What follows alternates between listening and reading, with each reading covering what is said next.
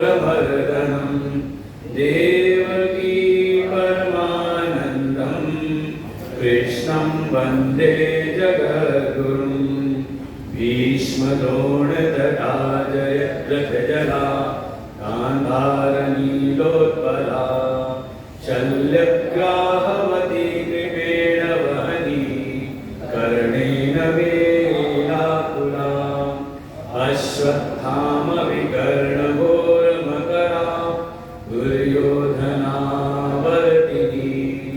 सोतीर्णा खलु पाण्डवैर्ननदी कैवर्तकः केशव पाराशर्यवचः सरोजममलं गीतार्थगन्धोत्कटम्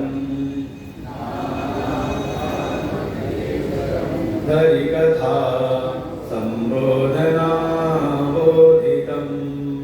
लोके सज्जन षट्पदैरहरः पेपीयमानं मुदा भूयात् भारतपङ्कजं कलिमल प्रध्वंसिनः श्रेयसे मूकं करोति वाचालं पङ्गुं लङ्घयते यत्कृपातमहं वन्दे परमानन्दमाधवं यं ब्रह्मा वरुणेन्द्ररुद्रमरुता स्तुवन्ते दिव्यैस्तवैः वेदैः साङ्गपदक्रमोपनिषदैः गायन्ति यं सामगा ध्यानावस्थिततद्गतेन मनसा पश्यन्ति यं योगिनो यस्यान्तं न विदुसुरासुरगणा देवाय तस्मै नमः। शङ्करं शङ्कराचार्यं केशवं बादरायणं सूत्रभाष्यकृतौ वन्दे भगवन्तौ पुनः पुनः। ईश्वरो गुरुरात्मेति मूर्तिभेदविभागिने व्योमवद्व्याप्तदेहाय दक्षिणामूर्तये नमः।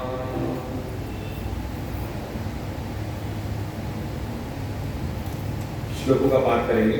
पहले श्लोक से श्री भगवानुवाच अनाश्रितः कर्मफलम् आर्यं कर्म करोति यः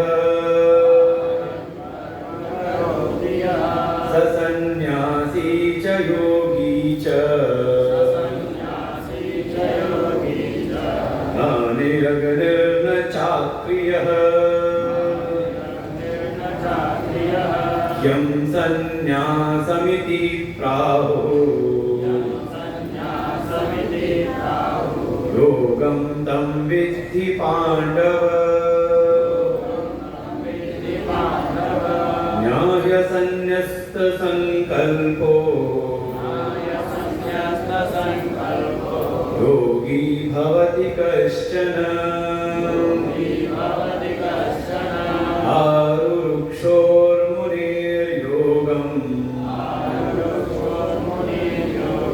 कर्म कारणमुच्यते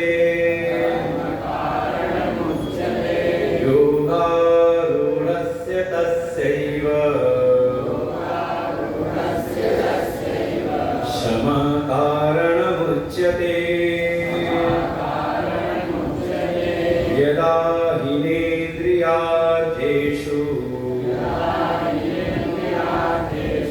न कर्मस्वनुषज्यते सर्वसंकल्पसन्न्यासी योगारूढस्तदोच्यते उद्धरेदात्मनात्मानम् आत्मानम् अवसादये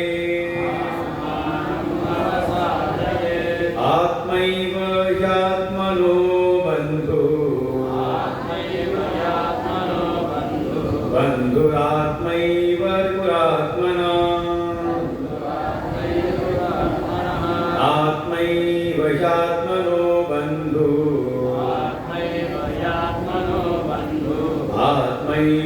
रिपुरात्मनः आत्मैव रिपुरात्मनः।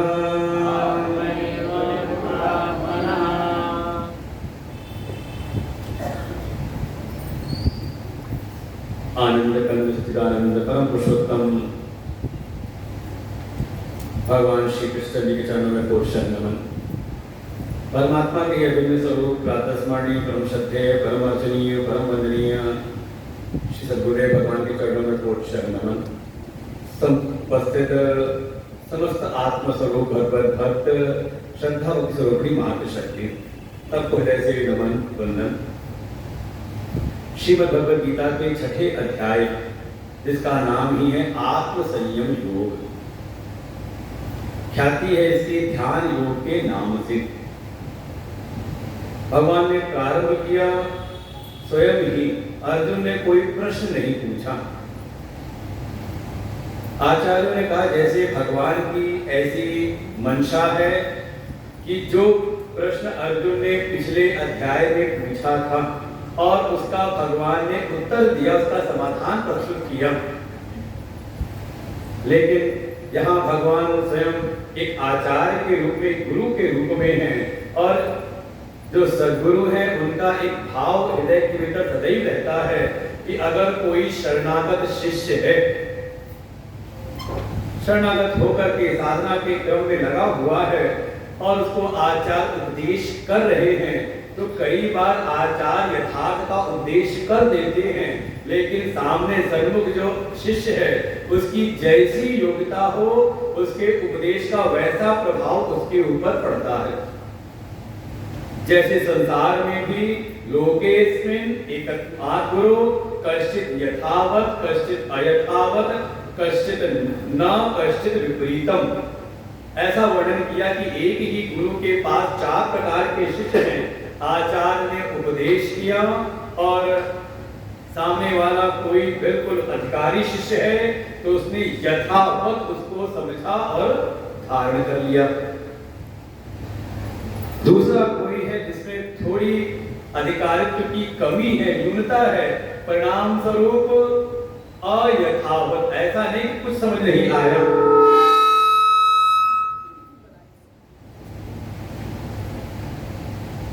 ना तो ठीक ठीक जैसा कहा था वैसा, और ऐसा भी नहीं कि कुछ भी समझ नहीं आया, अयथावत।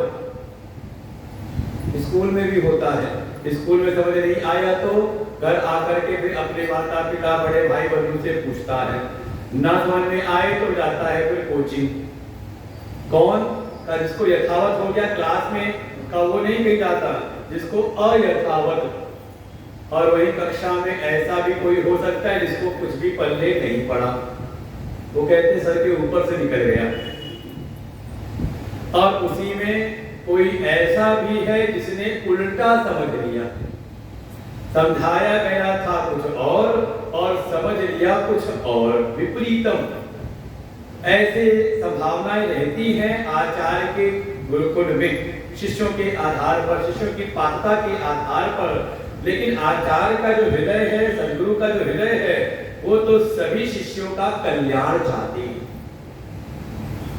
इसीलिए शिष्यों का मुख देख करके और सत्संग में जो वक्ता होते हैं, श्रोताओं का चेहरा देख करके लगता है शायद अभी इनको ठीक से समझ में नहीं आया, तो पुनः पुनः उसी उपदेश को फिर बार बार उसकी पुनरावृत्ति करते रहते हैं, अलग अलग दृष्टांतों का सहारा लेकर के।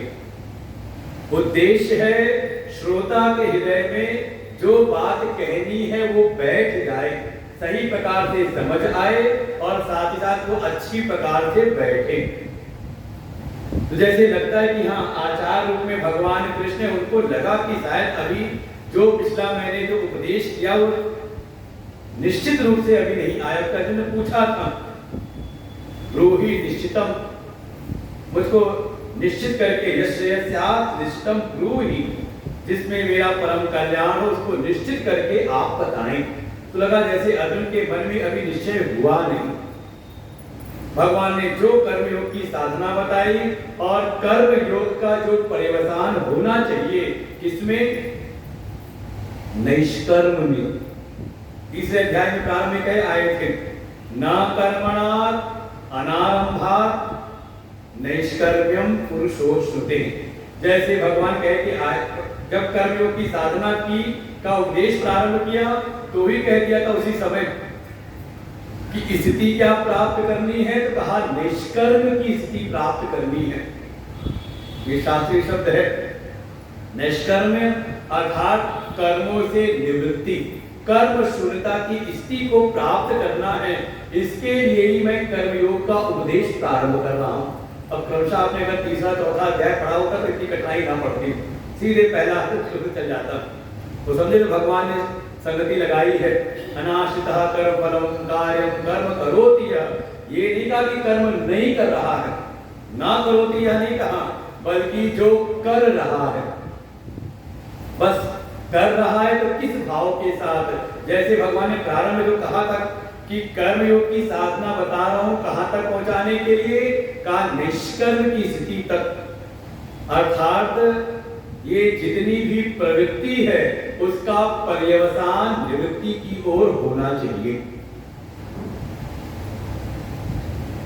कोई भी कर्म अनंतकालीन कर्म में लगाए रखने के लिए नहीं होता।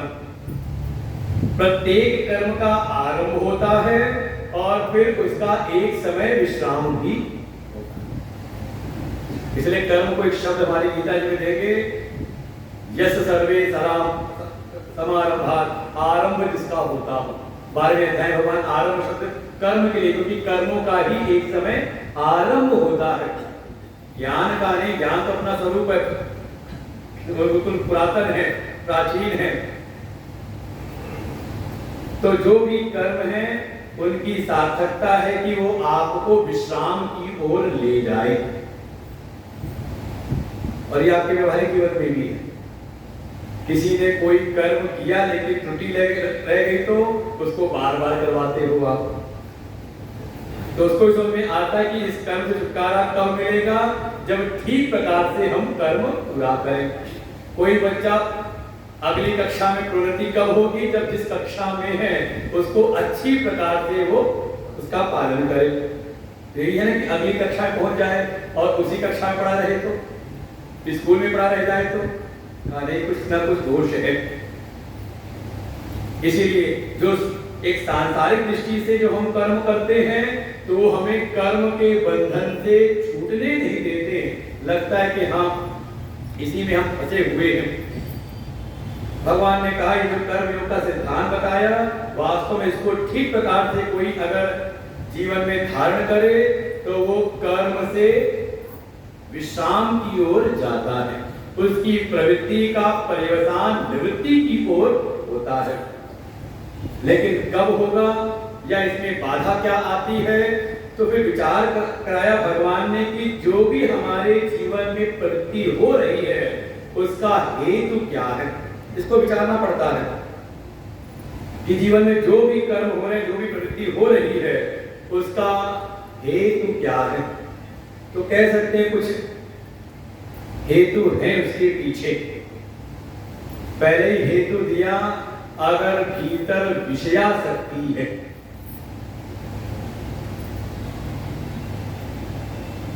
विषयों में अगर आसक्ति है, और विषयों में आसक्ति हम कुछ भी कर रहे हैं तो किस लिए, किसी न किसी विषय की प्राप्ति के लिए। इसी को नाम दे दीजिए आप फलासक्ति। अगर किसी फल में आपका चित्त आसक्त है तो आप निवृत्ति की ओर नहीं जा पाएंगे। प्रवृत्ति क्यों, किसी काम में क्यों लगे हैं, कुछ फल की आशा से ना। ये हमें फल की प्राप्ति करनी है, इस विषय की प्राप्ति करनी है, तो आपको प्रवृत्ति में रहना ही पड़ेगा। इंद्रियाधीश आसक्त।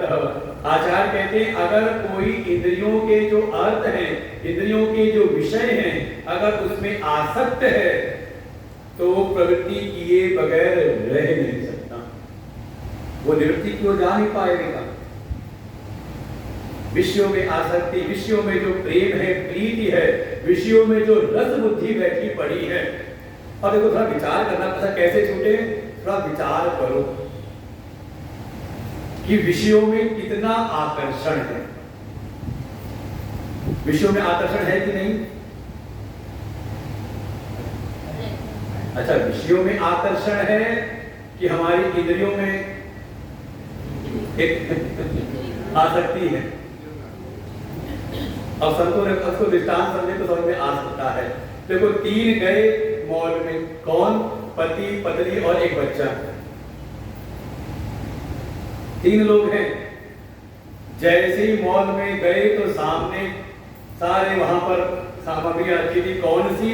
का खेल खिलौने रखे थे। बताओ कौन आसक्त होगा उसमें? माता पिता। उनका मन तो होगा बच्चे की नजर बचा करके चुपचाप आगे निकाल ले, चले जहां हमें जाना है। लेकिन बच्चा पकड़ के मम्मी की साड़ी, चलो मम्मी उधर चले।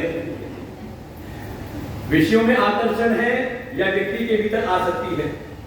विषय आसक्ति, उस विषय से जिसका जैसा मन है उसमें वैसी आसक्ति। देखो, वो जो विषय है वो सबको आकर्षित नहीं कर रहा है। माता पिता को उसने आकर्षित नहीं किया, किसको किया? बच्चे को। अच्छा, आगे बढ़े तो वहां पर सारे क्या कहते हैं, जो आया वहां का जो स्टॉल था वहां पर साड़ियों की सेल लगी हुई थी। पतिदेव आकर्षित होंगे? कब? पतिदेव तो अपनी जेब में हाथ डाल के रोते तब वहां से निकल चले, जेब को जोर से पकड़ लेंगे, जेब ढीली ना हो जाए, है कि नहीं? किसका आकर्षण है?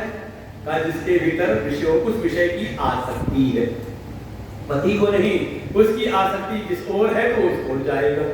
तो वास्तव में थोड़ा विचार करें, विषयों में आकर्षण नहीं है, कहीं ना कहीं हमारे भीतर विषयों के प्रति आसक्ति है। और ये विषयाशक्ति कहीं ना कहीं देह में आसक्ति की ओर ले जाती है। देह में आसक्ति है, देह को सुखी बनाना है, तो लगा देह कैसे सुखी होगा? कहा जब ये विषय मिलेंगे, संसार के विषयों में रस बुद्धि, संसार के विषयों में शोभन बुद्धि का, यही हमें विषयाशक्ति की ओर ले जाता है। और विषयाशक्ति हुई फलाशक्ति, किसी विशेष विषय को फल रूप में चाहा हमने, तो आप प्रवृत्ति में जाना पड़ेगा, है कि? ये तो क्या बना? कहा विषयाशक्ति। एक तो ये कारण बनता है। दूसरा, अगर कोई आश्रय है, ये सब समझे, अनाश्रित कर्म फलम। ये जो अनाश्रित भाव भगवान कह रहे हैं, तो किस कारण से? काम कहीं ना कहीं आश्रय बुद्धि बना करके रखते हैं संसार के विषयों में। चाहत हृदय के भीतर सुख की है, परम सुख मिले, और वो सुख हमने आश्रित किया संसार के विषयों में, संसार के फलों में, तो आप हो गए अब आश्रय, आश्रित बनकर के। अब अनाश्रित नहीं होंगे, तब जो भी आप कर्म करोगे तो विषयों पर आश्रित होकर के, फलाश्रय को प्राप्त करके आप कर्म करोगे।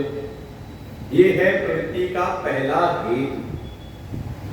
दूसरा हेतु कहा, प्रवृत्ति का जो दूसरा हेतु कहा, दूसरा हेतु है कर्मासक्ति। ये कहीं ना कहीं भीतर पूर्व के संस्कारों के कारण, और ये सब रहस्य भागवत जी में शुरू में वर्णन किया है, जहां ध्यान का प्रसंग बताया कि सबसे अच्छा तो यही है मनो निर्विषयम कृत्वा, अपने मन को निर्विषय करके अपने साक्षी स्वरूप आत्मा का में अवस्थान कर उसका ध्यान करें। लेकिन विघ्न क्या आया? ये मन के भीतर जो पूर्व के रजोगुण के संस्कार हैं, कर्मों में जो एक अभ्यास का जो संस्कार है, वो हमें शांति से बैठने नहीं देता। ये हमारे चित्त को बलात् लेकर के चला जाता है संसार में।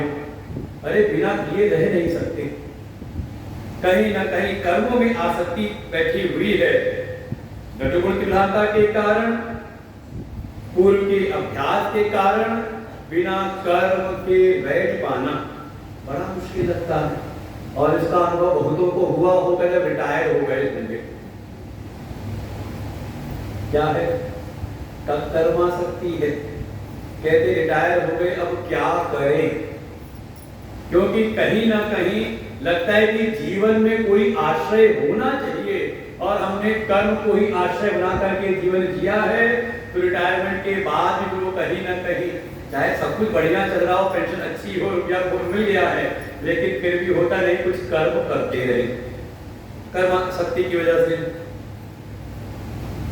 और कर्म करके तृप्ति मिलती है। देखो यहाँ फला शक्ति नहीं है, फल की कोई इच्छा नहीं, घर भरा पड़ा हुआ है, और हो सकता है बच्चे भी कह देते हो पापा आपको जाने की कोई जरूरत नहीं, आप बैठो, यहीं पर आपको सारे सुख संसाधन देते हैं, आप आराम से विश्राम करो।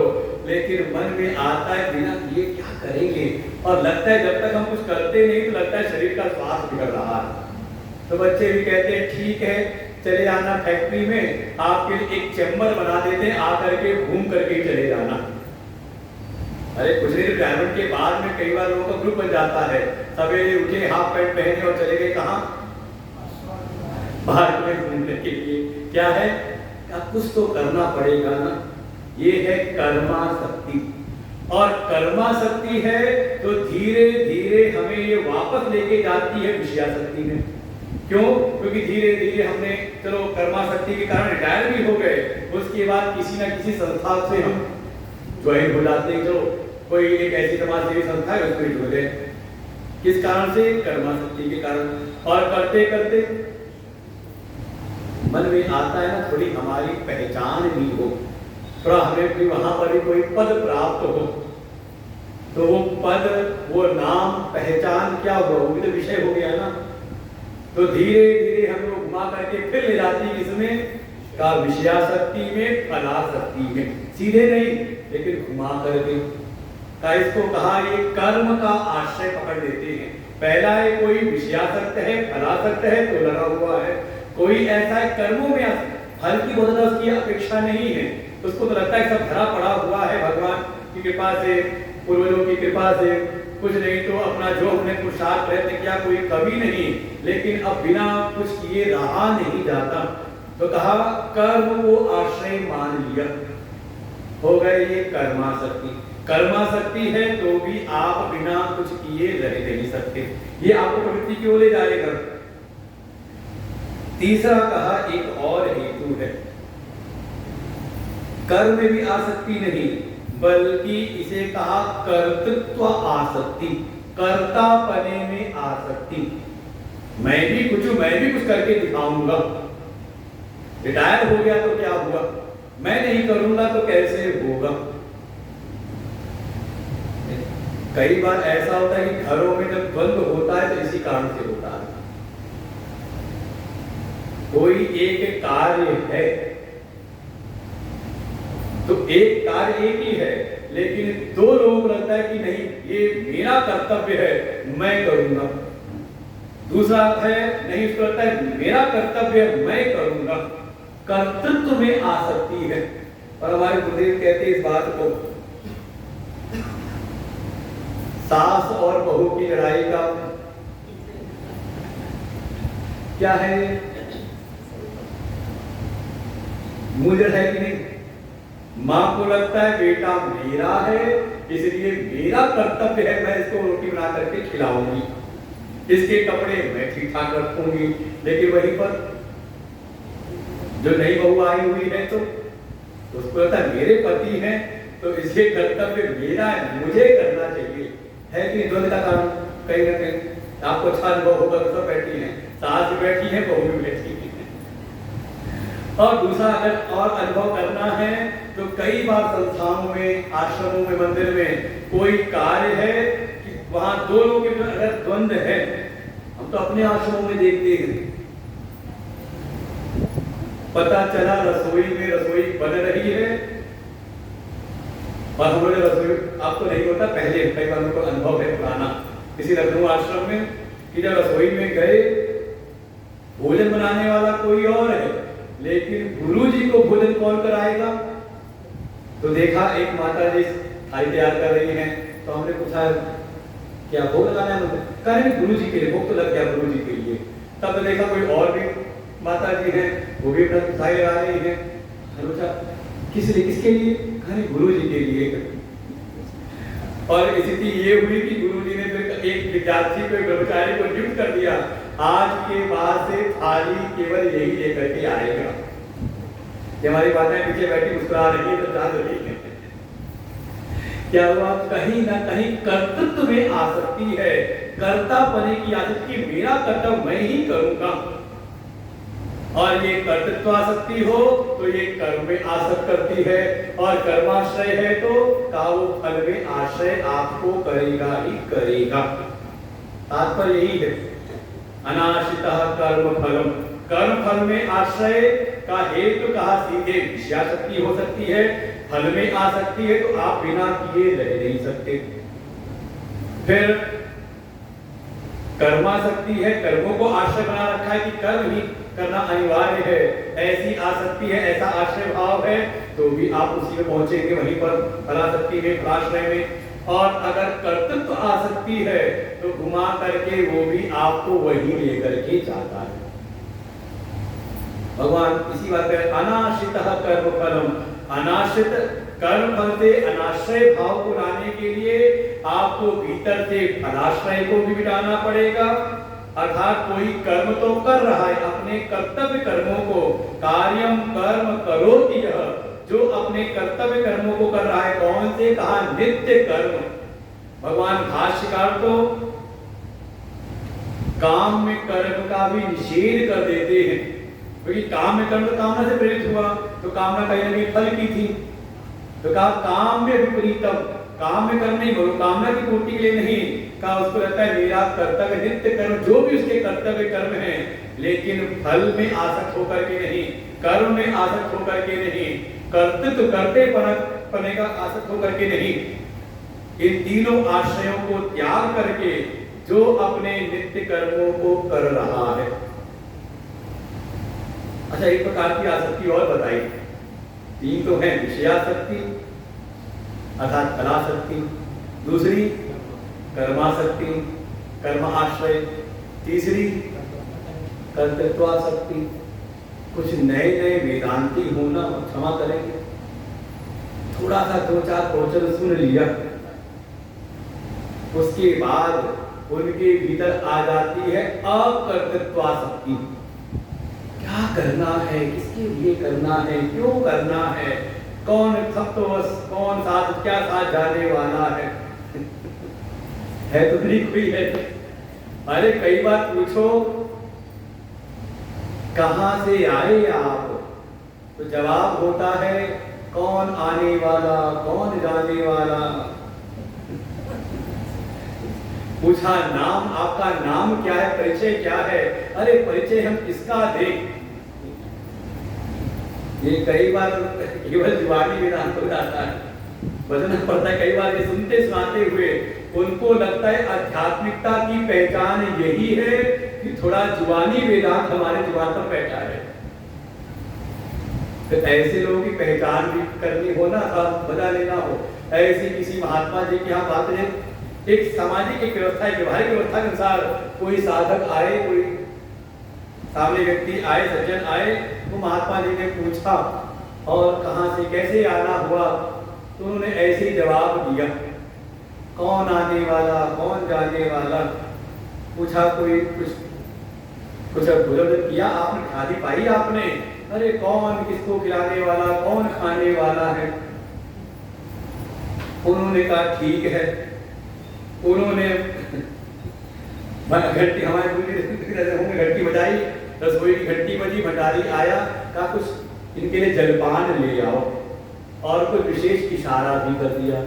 इशारा ये किया कि जो बना करके लाना, थोड़ा उसमें नमक बढ़ा देना, हद से ज्यादा, थोड़ी मिर्ची बढ़ा देना, हद से ज्यादा। अब वो सेवक समझ कि गुरु जी ने ऐसा आदेश दिया है, और वो सेवक ले आया बढ़िया नाश्ता, कुछ पकौड़ी वकौड़ी रही होगी, बरसात का मौसम है तो बढ़िया गोभी की पकौड़ी, तो भी आलू की पकौड़ी, लेकिन था वही नमक मात्रा से कहीं ज्यादा अधिक, और मिर्च भी मात्रा से कहीं ज्यादा अधिक। जैसे आए गुरु जी ने कहा कीजिए कुछ जलपान कर लीजिए, नाश्ता कर लीजिए, 3 दिन से छूट रहा है, आज तो कर ही लीजिए। और जैसे ही सज्जन ने, वो जो आत्मा राम थे, जुबानी आध्यात्मिक व्यक्ति थे, जैसे ही उन्होंने मुंह में रखा तो स्थिति बड़ा मन खिन्न हो गया। अरे आपका सेवक महामूर्ख है, कहां से रख लिया गुरु जी आपने, इसको तो इतनी भी अकल नहीं कि नमक कितना डाला, इतनी तीखा बना रखा, इतना मिर्चा। तब गुरु जी ने पूछा मिर्ची लगी किसको? हमने तो ये समझा था आप तो आत्मा है, आत्मा को ना तो कुछ लगता है, ना कुछ आता है, ना कहीं जाता है। तो ऐसे भी कई बार हो जाते हैं, उनकी अकर्तृत्व में आसक्ति हो जाती है। देखिए भगवान ने इसी बात में प्रारंभ ही किया था, न कर्मणाम अनारंभात, और वो जो मूल सूत्र है कर्म योग का, कर्मण्यवाधिकारस्ते, उसका आखिरी जो चरण है माते संगोस्त्व अकर्मणि, तुम्हारी अकर्म में अकर्तृत्व में आसक्ति भी ना हो जाए। बहुत सावधानी पूर्वक जीवन जीना पड़ता है। हाँ, एक खाला का घर राही हमारे होने का एक भाग्य है। हमें सब कहते हैं कि हाँ भगवान की भक्ति करनी है, साधना करनी है, अध्यात्म पथ के हम पथिक हैं। तो अध्यात्म पथ का पथिक इतने हल्के व्यक्तित्व वाला नहीं होता कि सुनी सुनाई बातों को बस हर जगह बोलता चला जाए। कई बार लगता है कि इसी से अपना महिमा मंडन सोचते हैं। जब हम व्यवहार में ऐसी ऐसी बातें करेंगे तो लोग जानेंगे कि हाँ ये बहुत आध्यात्मिक है, बहुत आध्यात्मिक साधक हैं। भगवान संकेत करते इस ऐसा भी ना हो। कार्यम कर्म करोति यः, कर्म उसके जीवन में हो रहे हैं। कौन से? जो करणीय है, जो कर्तव्य कर्म है, जो नित्य कर्म है, वो सब कर रहा है, लेकिन उसका आश्रय ना तो फल है, ना कर्म है, ना कर्तृत्व है। अनाश्रितः कर्म फलम कार्यम कर्म करोति यः, ऐसा कोई कर्म योगी है तो सन्यासी च योगी च, वो समझ ले सन्यासी ही है, वो सन्यासी के समान है, वो योगी है। वो सन्यासी नहीं जो अग्नि का त्याग कर दिया हो, जो अक्रिय अवस्था में आ गया। किसके लिए कह रहे हैं? जिसको अभी कर्म योग पर आरूढ़ कराना है। सामने कोई सन्यासी नहीं है, जिसने परमार्थ संन्यास ले रखा है उसके लिए उपदेश नहीं। उसके लिए उपदेश करना तो 15वें अध्याय में सीधे करेंगे।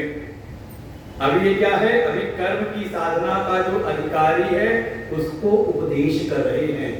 अगर जो कर्म का, क्योंकि अर्जुन के मन में यही था कि अगर ज्ञान संन्यास ही श्रेष्ठ है तो मुझको कर्म में क्यों लगा रहे हैं, बार बार अर्जुन ने पूछा है। भगवान संकेत कह रहे कर्म तो करना ही पड़ेगा। कब तक करना है? का जब तक योगारूढ़ की स्थिति ना आ जाए, जब तक स्वतः ही आपकी प्रवृत्ति आपको निवृत्ति की ओर ना ले जाए। धर्म ते विरति योग ते ज्ञान, जब हमारी सारी प्रवृत्ति धर्म पूर्वक होती है, सही नियम पूर्वक शास्त्रीय परंपरा से अगर होती है, तो वो जो हमारी प्रवृत्ति है स्वतः ही हमें निवृत्ति की ओर ले जाती है। ये लक्षण है। अगर आपकी प्रवृत्ति धर्म पूर्वक है तो जीवन में वैराग्य आना ही चाहिए, आपका मन निवृत्ति की ओर जाना ही चाहिए। और आपको देखिए कई सारे ऐसे साधक हैं जिनको लगता है प्रकार से काय क्लेशात, देखिए ऐसा ना हो कि बड़ा संकट है, बड़ा कष्ट है, इसलिए त्याग के जा रहे हैं। स्वतः करके सब देख लिया, सारे संसार के जो आश्रय थे उन सब को देख लिया, समझ गए जिस चीज की हमें चाह है वो कर्म के द्वारा नहीं प्राप्त हो सकती। परीक्षलोकान कर्मचितान ब्राह्मणो निर्वेद माया नास्य अकृतः कृतेन। ऐसा साधक है जिसने सद्गुरु शरण में रहते हुए, आचार्यों के शरण में रहते हुए स्वतः ये सब भीतर बातें नहीं आती, अच्छी प्रकार से संसार में अपना जो कर्तव्य कर्म है सब किया, लेकिन परीक्षक बनकर के आसक्त होकर के नहीं। और जिन कर्मों को उसने आश्रय बनाया था परम सुख की प्राप्ति का, करके उसको समझ में आया वास्तव में वो जो परम आनंद की अवस्था है, जो परम सुख की अवस्था है, वो किसी कर्म का फल नहीं है। ये बात मन में आनी चाहिए। नास्ति अकृतः कृतेन, वो अकृत है और कह सकते सुख तो अपना स्वरूप है। एक महात्मा बड़ा महापुरुष बड़ा अच्छा कहा करते थे कि जो सुख है, जो आनंद है, जो शांति है, वो तो ईश्वर प्रदत्त है। हमें स्वभाव से ही स्वरूपता हमें प्राप्त हुआ है। तो कहा ये जीवन में जो दुख है, अशांति है, कष्ट है, ये कहां से आया? कहा इसके लिए ये जो जीव है ना, इसने बड़ा प्रयत्न किया है, कमाई की है इसने। सब आपका कमाया हुआ है, आपने कमा रखा है, तो आपके चित्त में कहीं ना कहीं अशांति है, दुख है। सुख तो अपना ही स्वरूप है। ईश्वर अंश जीव अविनाशी, चेतन अमल सहज सुख राशि। तो उसके लिए कहा जो नित्य है, नित्य प्राप्त है, उसकी प्राप्ति के लिए हमें कोई प्रयास नहीं करना है, बल्कि स्थिति ऐसी आ जाए कि बुद्धि सजग हो जाए, ये विवेक जग जाए कि वो जो अपना स्वरूप है वो नित्य प्राप्त है। ये किसी बाह्य कर्म के द्वारा नहीं प्राप्त हो सकता। उसका अनुभव तो आपको निवृत्ति की दशा में जब भीतर प्रवेश करेंगे, ध्यान में आरूढ़ होंगे, तो आपको उसकी झलक मिलेगी। और ये आरूढ़ता ध्यानारूढ़ में जब आपकी स्थिति बनी रहेगी, तो उसकी निरंतरता भी बनी रहेगी। इसलिए तब उसके भीतर से ये फलाश्रय, कर्म आश्रय, कर्तृत्व आश्रय, ये तीनों दूर होते हैं और अपने नित्य कर्मों को करता रहता है। तो इस प्रकार से जीवन जी रहा है, उसकी स्तुति है, प्रशंसा है कि वो सन्यासी ही है। जैसे कई बार होता क्या है, बच्चे ने अभी मेडिकल की कोचिंग ज्वाइन की और घर के सारे जितने संबंधी हैं कहते आइए डॉक्टर साहब। जब कोचिंग ज्वाइन करने से डॉक्टर बन गया, अरे कोचिंग तो दूर की बात है, हाई स्कूल के बाद उसने विषय लिया बायो। क्या हो गए वो? वही से रहता है, अच्छा डॉक्टर साहब है, डॉक्टरी करनी है, डॉक्टर साहब बोलते कि नहीं बोलते। मेडिकल कॉलेज में भी दाखिला हुआ है और वो एक दिन एप्रन पहन करके आया, क्योंकि अगर प्रयोगशाला में जाना है तो वो पहनना जरूरी है। जैसे आप रसोई में तो एप्रन डाल देती माताएं, ऐसी प्रयोगशाला में जाना है मेडिकल की तो आपको एप्रन पहनना है। एक दिन बेटा अभी पहले दिन था उसका दाखिले का, गया था वहां उसको पीली ड्रेस और पहन करके आया, तो आइए आइए डॉक्टर साहब आइए। तो क्या डॉक्टर बन के इलाज कराओगे उससे? कहा वास्तव में अगर उसने मेडिकल कॉलेज में दाखिला पा लिया है या अगर कोचिंग में भी ज्वाइन कर ली है या फिर बायो विषय ले लिया, तो लगता है कि ये मेडिकल की लाइन में आ गया है ना?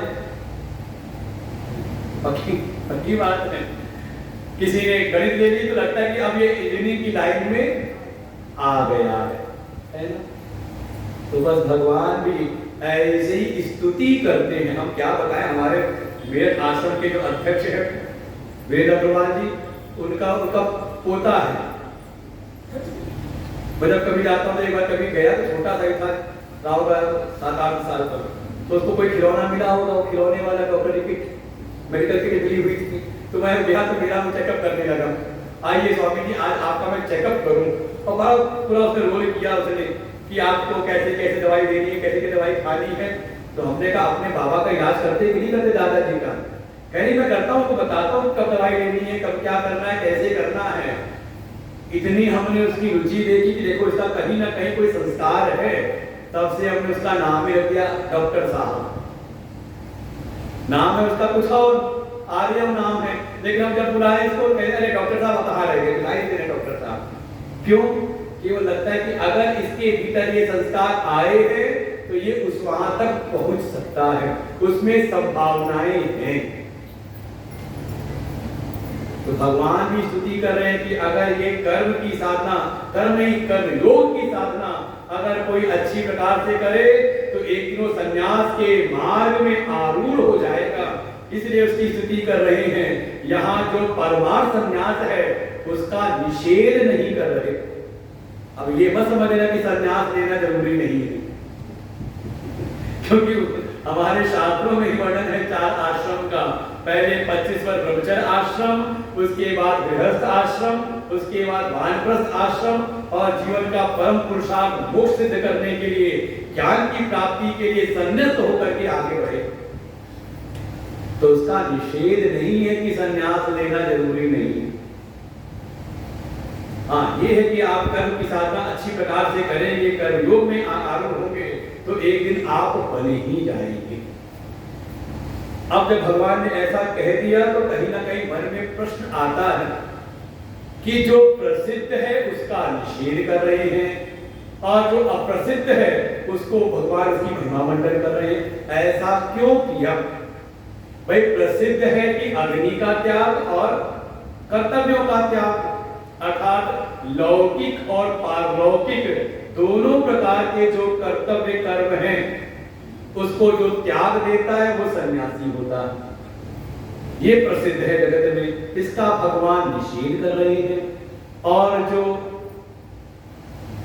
अप्रसिद्ध है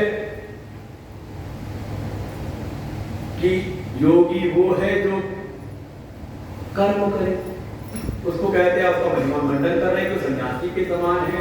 ऐसा क्यों? तो आचार्य कहते हैं, भगवान कहते हैं, और इसको भी समझ लो, कहीं ना कहीं एक प्रधान नहीं, एक गौण वृत्ति के कारण, एक गुण के कारण दोनों में समानता ही है। भगवान ने ऐसी महिमा मंडन नहीं कर दिया है। अगला श्लोक जो है, दूसरा श्लोक, यम संन्यासमिति प्राहो योगम तम विद्धि पांडव न ह्यसन्न्यस्त संकल्पो योगी भवति कश्चन यं संन्यासमिति प्राहुः योगं तं विद्धि पांडव न्यायसन्न्यस्त संकल्पो योगी भवति कश्चन। भगवान मुनि उसी बात को फिर दोहराते हैं, यम संन्यासम इति, जिसको यम, जिसको संन्यास कहते हैं, तम योगम विद्धि, हे पांडव, हे अर्जुन, तुम उसको ही योग जानो। उसको ही योग कहा है। क्यों कहा है? तो भगवान यहाँ पर जो उसके साम्यता है उसको यहाँ पर प्रदर्शित करते हैं। न ही असन्न्यस्त संकल्प, कि अगर कोई अपने संकल्पों से संन्यस्त नहीं हुआ है, अभी भीतर कहीं ना कहीं फल की आसक्ति है, कर्मासक्ति है, कर्तृत्व आसक्ति है, तो ये आपके भीतर नित्य संकल्प उठाते रहेंगे। कोई संकल्प मतलब जैसे कोई पंडित जी आए, आपसे पूजन कराया, यज्ञ कराना है, तो आपके प्रारंभिक पूजन के बाद आपके हाथ में पान का पत्ता रखेंगे, उसमें सुपारी, फल, फूल, अक्षत और कहेंगे थोड़ा द्रव्य दक्षिणा रख लो। बस यही पर लगता है मन के भीतर संकल्प तो बहुत बड़ा है, और वहां संकल्प में रखी क्या मूल्य? 11 रुपए, तो कैसे वो बड़ा वाला मिल जाएगा? कहीं ऐसा देखा है कि हम मूल्य ले जाए जरा सा और वहां पे हमें सामान को ढेर सारा मिल जाए, जो भी जैसा भी है। तो क्या करा, सब कुछ रखवा के जल डलवाया और कहते हैं संकल्प लो। और जैसे ही संकल्प लिया तो एक कौन सा कर्म हो गया? कहा ये नित्य नैमित्तिक उपासना, निषिद्ध प्रायश्चित नहीं, बल्कि ये हो गया आपका काम में कर्म। एक कामना से कर रहे हैं ना, क्या क्या चाहिए, और पंडित जी एक सांस में रहने क्या क्या गा डालते हैं। अरे यहाँ तक तो हमने ये भी सुन लिया, शत्रु विनाशार्थम, कि हमारा शत्रु कोई है तो उसका भी नाश होता है, नाश नहीं सर्वनाश हो जाए, ऐसा कोई हो। अगर ऐसा संकल्प से ही के द्वारा ही अगर आप कोई कर्म करें, अर्थात कर्म के पीछे कोई ना कोई कामना विराजमान है, कोई इच्छा बैठी हुई है लौकिक पारलौकिक, और वो कर्म कर रहा है तो ना योगी भवति, कहा वो योगी नहीं बन सकता, वो कर्म योगी नहीं हो सकता। भाई कर्म योग के लिए एक शब्द लेते हैं निष्काम कर्म योग, ये दोनों एक ही चीज है, निष्काम कर्म और कर्म योग एक ही चीज है। वहां भी में तदर्थम कर्म कौनते, अपने लिए नहीं, मुक्त संग समाचरण, अपने लिए नहीं बल्कि अपनी कामनाओं से, अपनी इच्छाओं से, अपने संकल्पों से मुक्त होकर के समाचरण, अच्छी प्रकार से आप अपना व्यवहार करें, तो कर्मयोग बन रहे हैं। और कोई ऐसा है कि संकल्पों का त्याग ना करें, फल का आश्रय, कर्म का आश्रय, कर्तृत्व का आश्रय अगर बना हुआ है तो फिर उसको हम योगी नहीं कहते। ठीक है, वो कर्मी है, कर्मनिष्ठ है, कर्म योग निष्ठ नहीं है, हो ही नहीं सकता। ना भवति कश्चन, कश्चन कभी भी हो ही नहीं सकता। तो यही साम्यता तो संन्यास में भी है, संन्यास में भी क्या अपनी इच्छा नहीं। अच्छा, मुर्दे की कोई इच्छा हो सकती है? जिसने अपना भी पिंडदान कर दिया, तो वहां तो सीधे सीधे कहा कौन है सन्यासी, कहा ऐष्णात्रय न्यासो नाम सन्यास, जिसने 3 प्रकार की ऐष्णाओं का त्याग कर दिया है। पहली वित्त ऐष्णा, क्रम से चलना चाहिए, इसलिए गुरु ने भेजा है कि हाँ ठीक से याद कराओ बार बार आकर के, ये सब गुरु ने सुना रखा है, गुरु का है सब ये, लेकिन बार बार सुनने से क्या वो बैठ जाता है। तो नहीं, माता जी का हमने मुख देखा, समझ के बोले लोक ऐष्णा, तो पहला लोक ऐष्णा नहीं है, पहले है वित्त ऐष्णा। फिर देखो, सबसे पहले कहीं ना कहीं अपने जीवन को देखें ना, छोटा सा बच्चा भी है, अभी कोई ज्यादा उसको पता नहीं, लेकिन रुपए के प्रति उसकी बड़ी पकड़ होती है। छोटे बच्चे आते हैं आश्रमों में, हमारे के रहते हैं बच्चों के साथ में, तो कोई काम करना हो तो रुपए को देते तो खूब काम करते हैं सब, उनको रुपए का मूल्य नहीं पता। और कई बार ऐसा है कि 100 की नोट हाथ में दे दे और बदले में उसको फिर अगर 10 नोट दिखाएं तो कई बार 2 नोट उसको गिनती आज, एक और 2 नोट नहीं पता कि कितना इसका मूल्य है, उसको लगता है कि हाँ ये 2 मिल रही है तो 100 नोट दे देता है। लेकिन कहीं ना कहीं ये तो पता है ना कि ये अगर कागज का टुकड़ा मेरे पास होगा तो मैं जाऊंगा दुकान पर तो खाली हाथ नहीं वापस लौटूंगा। ये संस्कार तो है ना, कहां से आया है, कहा जन्मांतर से। छोटे छोटे बच्चों को देखें, कोई ऐसी चीज उसने पकड़ ली, आपको लगता है कि वो घातक है, इसको नुकसान होगा, आप छीनने का प्रयास करो तो और खींचता है अपनी ओर, उसी समय रुपया दिखा दो सामने तो बच्चा झट रुपया पकड़ता है, उस चीज को छोड़ देता है। ये सब आपका अनुभव होगा। बच्चों को भी कई माताएं लालच देती है, ये काम कर दे, जब नहीं करता क्या कर दे तो 10 रुपए दूंगी, है कि? तो पहली है आई हुई है वित्त ऐष्णा, और ऐसी अगर वित्त ऐष्णा की पूर्ति हो गई तो धन हो गया, तो तुरंत फिर आएगी पुत्र ऐष्णा। अब थोड़ा अपना परिवार भी होना चाहिए, दूसरी है। और देखें, जो वित्त ऐष्णा आई संस्कार रूप में इसकी, परिवार पर कोई संकट है या परिवार के लिए कुछ करना है, तो जो परिश्रम से उसने धन कमाया था उस धन का व्यय कर देता है। किस पर? परिवार पर। तो वित्त ऐष्णा से प्रगाढ़ है पुत्र ऐष्णा, और पुत्र ऐष्णा परिवार में ठीक ठाक सब हो जाए तो कहीं ना कहीं पुत्र ऐष्णा पर ही, पुत्र पर ही आश्रित हो जाती है हमारी लोक ऐष्णा।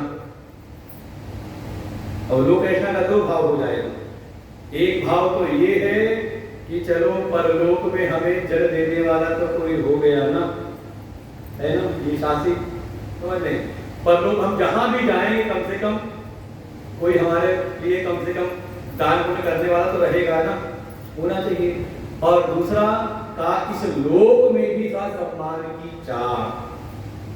बेटा हमारा नाम रोशन करेगा, और कहीं रोशन ना करके बुझाने लग जाए तो, जो किया कराया आपका नाम रोशन है और उसमें बट्टा लगाने लगे पुत्र तो अरे सब अखबार में छपवा करके संबंध विच्छेद कर लेते हैं। इस बच्चे से हमारा कोई लेना देना नहीं है। क्यों? कहा लोक तृष्णा ये ज्यादा बलवती है पुत्रैष्णा से। वित्तैष्णा, पुत्रैष्णा और लोकेष्णा, जो इन तीनों प्रकार की ऐष्णाओं को, अब देखिए ये मूल ऐष्णाएं हैं, मूल इच्छाएं हैं। इसी की भी शाखा प्रशाखाएं अनेकों अनेकों हो जाती हैं, लेकिन ये मूल है। वित्तैष्णा से आपकी और चीजें आ जाएंगी, पुत्रैष्णा से आपकी और सारी इच्छाएं जुड़ जाएंगी, फिर लोकैष्णा से बहुत सारी चीजें आपकी जुड़ जाएंगी। नाम होना चाहिए, ये मूल है जो इन तीनों का त्याग कर दे, वास्तव में वही सन्यासी है। तो गौण वृत्ति से, प्रधान वृत्ति से नहीं, कर्ता को देख करके कर्ता के भीतर कैसा भाव है, अगर भीतर भाव ऐसा है तो जो योगी है वो भी सन्यासी के समान ही है, अर्थात एक ना एक दिन सन्यास के मार्ग में आगे बढ़ जाएगा। ये कई बार हम लोग के साथ भी होता है, कोई ऐसा आ गया सामने साधक, कहता गुरुजी आपके मार्ग पर चलना है, सन्यास लेने का मन है, तो हम सीधे सन्यास की तरफ नहीं कहते, कहाँ कहते ठीक है सत्संग सुनते रहो, जो चीज मन की तरफ आया। सन्यास मतलब सर्व त्याग,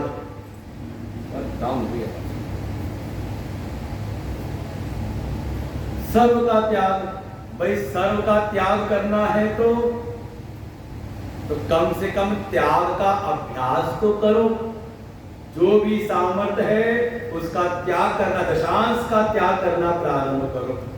धन की सामर्थ्य है तो थोड़ा धन का 10वां हिस्सा ला करके हमको देते रहो, और क्या कहेंगे, थोड़ा दशांश इस धर्म के कार्य के लिए अर्पण करो, गुरु जी के लिए अर्पण करो। अगर 10वां हिस्सा त्यागने की सामर्थ्य नहीं तो क्या उससे हम अपेक्षा कर सकते हैं कि सब त्याग कर सकता है? जो 100 रुपए का 10 रुपए ना त्याग कर सके तो क्या हम उससे उम्मीद कर सकते हैं कि 100 रुपए त्यागेगा? ये नहीं कर सकते ना। हम चाह रहे हैं कि पूरा जीवन गुरु जी की सेवा में बिता दे, तो हम कहते हैं कम से कम नियमित 1 घंटा आकर के सेवा करो। दशांश नहीं कहते कि 2.5 घंटे आके सेवा करो, 24 घंटे का।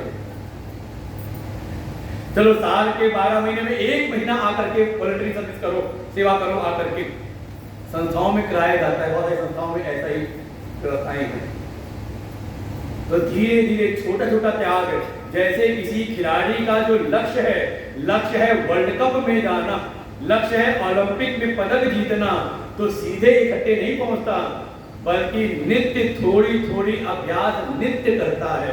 वही जो छोटे छोटे उसके अभ्यास है वही उसको एक दिन बड़े कार्य कराने की सामर्थ्य देते हैं। ऐसे ही कर्म योग की साधना है, ये जो भीतर थोड़ा त्याग की वृत्ति है, इस पर हम अपना संयमन करते हैं, त्याग से जीवन जीते हैं, तो यही त्याग की वृत्ति वो भीतर सामर्थ्य प्रकट करती है कि एक दिन सर्व त्याग करने को तैयार हो जाती। समझने का क्या समझ में आज?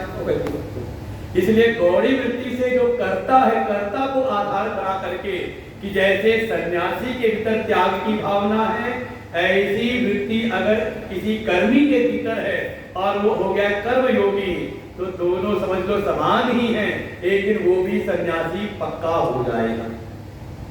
भगवान शिव कहते हैं यम संन्यासमिति प्राहो, जिसको हमारी स्मृतियों में संन्यास कहा है, उसी को तुम कर्म योग भी जानो। क्यों?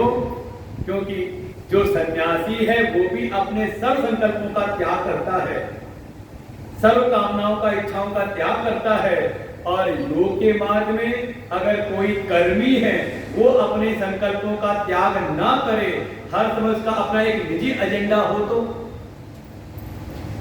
अरे परिवार में नहीं चल सकता, समाज की क्या बात करें। परिवार में अगर परिवार के जितने सदस्य हैं सबका अपना एक निजी कोई ना कोई लक्ष्य हो, तो परिवार कहेंगे उसे, फिर परिवार नहीं, फिर कहेंगे धर्मशाला है सराय। मकान है, घर है, परिवार नहीं। परिवार का तात्पर्य तो ये है कि परिवार के निश्चित उद्देश्य से परिवार में शांति बनी रहे, सब अपने अपने आग्रहों का त्याग करें, है ना।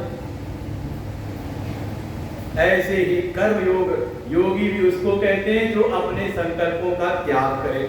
और अगर अपने संकल्पों का त्याग नहीं कर सकता तो उसको फिर योगी भी नहीं कहते।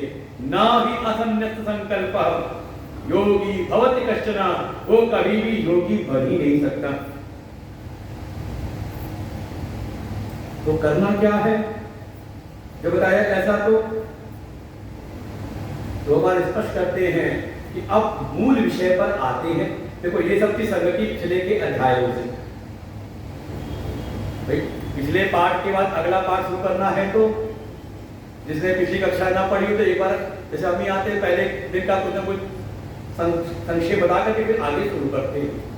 तो भगवान ने यहाँ तक लगाई संगति लगाई।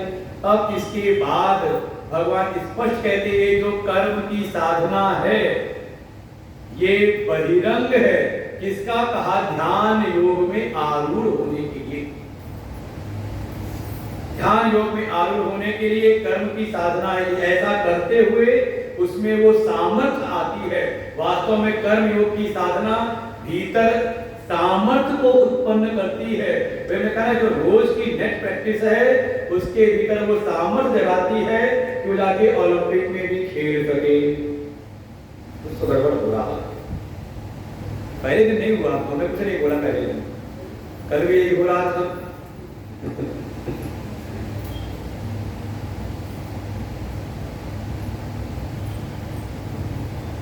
सच्चिदानंद भगवान की जय।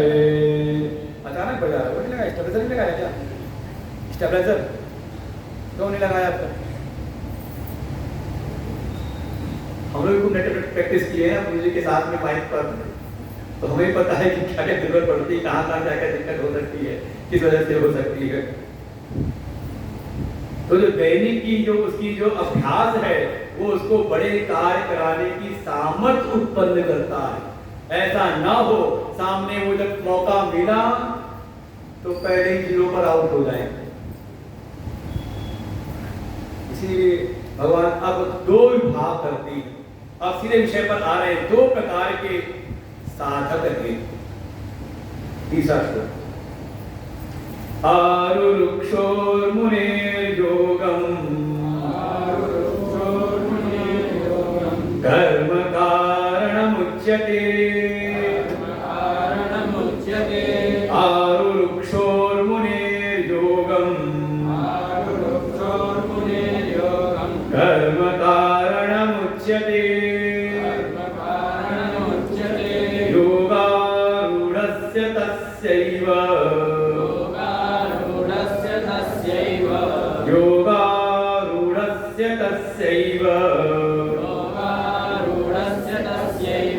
क्षमा कारणमुच्यते। क्षमा कारणमुच्यते। भगवान अब बिल्कुल आ गए, लगता है दो अध्याय बिल्कुल बीच में, पीछे के जो अध्याय तो आगे के अध्यायों के बीच में बिल्कुल आ गए कि यहाँ पर दो प्रकार की स्थितियां हो सकती हैं और बिल्कुल स्पष्ट नहीं होती। कि कई बार हमारे मन में ऐसा होता है बिल्कुल ये सही या ये सही। कई बार क्या है तो उसमें कुछ अनुपात में होता है अंतर, किसी में कुछ ज्यादा है, किसी में कुछ कम है, किसी में थोड़ा ज्यादा है। भाई कोई एक्स्ट्रा ऑर्डिनरी है, कोई ठीक अच्छा है, कोई कहते हैं थोड़ा उससे मध्यतम है, और कोई कहते हैं अभी प्रारंभिक है, और कोई कनिष्ठ। ऐसा होता है कई बार। तो ऐसे आप नहीं कह सकते कि हाँ ऐसा सही। जैसे मान लो अच्छा सभी प्रश्नों का आप बिल्कुल हाँ या ना उत्तर दे सकते हैं, हर प्रश्नों का। अब यहीं पे हम एक प्रश्न पूछे किसी शादीशुदा व्यक्ति से, बताओ भाई अब तुम्हारी जो धर्म पत्नी है उसने तुम्हारा क्या इलाज करना बंद कर दिया है, मतलब पीटना बंद कर दिया है, अब क्या उत्तर दे वो? बंद कर दिया, हाँ। क्या उत्तर होगा इसका? हाँ। मतलब पहले पिट रहे थे। अच्छा, वो कहें नहीं हम भी हो रही पिटाई,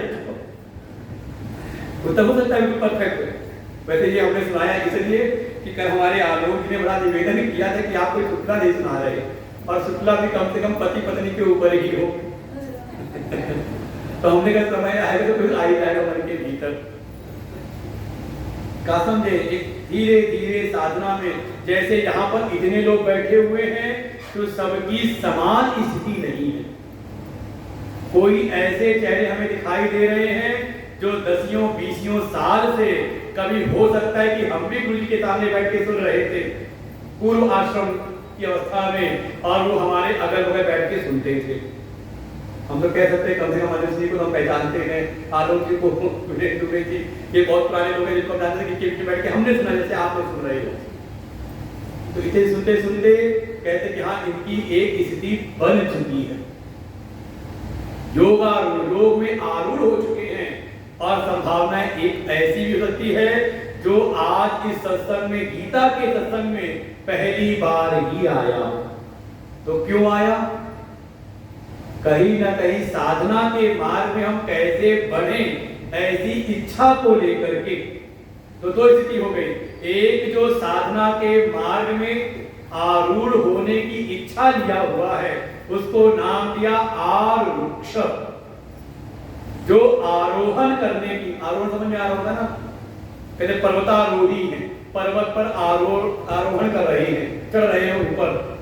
जैसे हॉल में आना हो तो आपको चढ़ के आना पड़ता है ना ऊपर सीढ़ियों से, ऐसे ही तो कुछ तो आप आकर के बैठ गए ऊपर चढ़ करके, और कोई ऐसा होगा अभी तक नीचे चलना शुरू कर रहा है कि अब भी चढ़ करके ऊपर जाए, इच्छा है उसके भीतर। तो जो अभी आरूढ़ होने की इच्छा लिए हुए हैं उनको नाम दिया आरूढ़। लेकिन भगवान उसकी भी प्रशंसा करते हैं, कहते ये कौन है? कहा मुनि। और भगवान भाष्यकार उसका, क्योंकि सबके भीतर ये इच्छा भी नहीं आती कि हम साधना के मार्ग में आगे बढ़े। अब कितनों ऐसा सुने कि जितनों को भी निमंत्रण पत्र दिया सभी आ गए, यहाँ पर सब आ गए होते तो जितने पर्चे छापे, जितने पत्र छापे, जितनों को सूचनाएं दी, सब नहीं आ पाए। कौन कौन आए? जिनके भीतर जन्म जन्मांतर की साधना के द्वारा वो पुण्य की राशि एकत्र हुई, और उसके द्वारा भीतर इच्छा जागृत हुई कि बहुत अब संसार को देख लिया, यहाँ जो किया सब करके हमने इसे देख लिया, और देख करके जो कर्म फल सन्यासी हो गई। इसलिए भगवान भाषा कहते हैं मुने कर्म फल सन्यासी ना। कम से कम 2 घंटे के लिए तो हमें ये नहीं लगता कि चलो 2 घंटे में ऐसा क्या हो जाएगा। कई लोगों को लगता है कि हाँ 2 घंटे के सत्संग में क्या होगा, वहां इतनी देर तो दुकान में बैठ लेंगे तो क्या मिल जाएगा सत्संग में। तो कहा वो मुनि नहीं है, कहा वो अभी संसारी है, उनकी बात नहीं। कौन है? जिनको लगा चलो 2 घंटे तो देना है, देखें शायद कुछ मिल जाए, कुछ हम आगे बढ़ सके, कोई हमें साधना का मार्ग मिल जाए। तो ये कोई ऐसा नहीं कि आज ही एकाएक हो गई, ये अकारण नहीं, बल्कि उसकी जन्म जन्मांतर की कोई साधना और उसका परिणाम की भीतर ही इच्छा जागृत हुई। ऐसे कोई मुनि है, मननशील है, ऐसे कोई योगी हैं। तो जो भी आरूढ़ हैं, जो भी आरूढ़ होने की इच्छा पर है, उनके लिए साधना भगवान ने कहा कर्म कारण मुच्यते। उसको क्या करना है? उसके लिए उसकी साधना में जो प्रधान कारण बनेगा, आगे बढ़ाने में उसको कारण बनेगा, वो है कर्म की साधना। बस ये कि कर्म योग के रूप में हो,